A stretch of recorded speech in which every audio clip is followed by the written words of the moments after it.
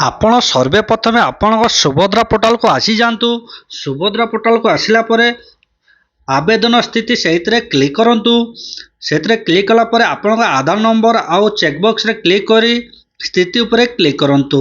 ତାପରେ ଆପଣଙ୍କ OTP ନମ୍ବରଟି ଏଣ୍ଟ୍ରି କରନ୍ତୁ। OTP ସହିତ ଯାଞ୍ଚ କରନ୍ତୁ, ଓକେରେ କରନ୍ତୁ। ଦେଖିପାରୁଥିବେ eKYC ସ୍ଥିତି କମ୍ପ୍ଲିଟ୍। eKYC କେଉଁ ମାଧ୍ୟମରେ ଆପଣ କରିଛନ୍ତି, ତାପରେ ସ୍ଥିତି ଆପଣଙ୍କ ସ୍ଥିତି ବି ମଧ୍ୟ ଚେକ୍ କରିପାରିବେ। ଆପଣ କେଉଁ କାରଣରୁ ଆପଣଙ୍କୁ ଖାରଜ କରାଯାଇଛି, ତାପରେ କେଉଁ ଡେଟ୍ରେ ଆପଣ ଆବେଦନ କରିଛନ୍ତି, ସିଧାସଳଖ ଦେୟ ହସ୍ତାନ୍ତର ଯୋଗ୍ୟତା ସ୍ଥିତି ଆପଣ ଆକ୍ଟିଭ୍ ଅଛି କି ନାହିଁ। ଯଦି ଆପଣଙ୍କର ଏଠି କେଉଁ ଜାଗାରେ ବି ପେଣ୍ଡିଂ ଥିବ କି ଡିଆକ୍ଟିଭ୍ ଥିବ, ଆପଣ ସୁଭଦ୍ରା ଯୋଜନାରେ ଟଙ୍କା ପାଇପାରିବେ ନାହିଁ। ଆପଣ ସୁଭଦ୍ରା ଯୋଜନାରେ ଆସି ଆପଣଙ୍କ eKYC ପେଣ୍ଡିଂ ଅଛି କିମ୍ବା କନଫର୍ମ ଅଛି, ଏହିଭଳି ଭାବରେ ଆପଣ ଚେକିଂ କରିପାରିବେ।